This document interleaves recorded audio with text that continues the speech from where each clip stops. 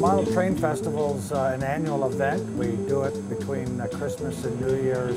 Everyone has a strong identity with trains at Christmas time.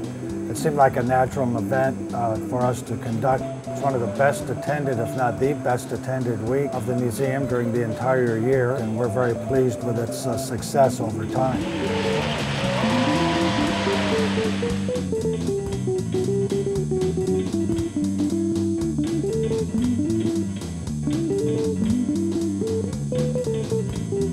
The whole building is full of model train layouts. A lot of our galleries and lobbies have model trains set up in them. I'm here next to our permanent layout, which is open year-round, and it's great for that reason. It creates a lot of excitement and motion, something very much to look forward to. And I think it's become an annual tradition for many families.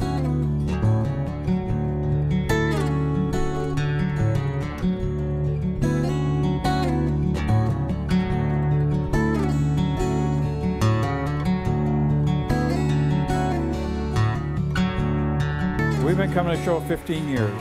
Experience been real excellent. We enjoy coming here. We're a modular group. This group's been together 30 years.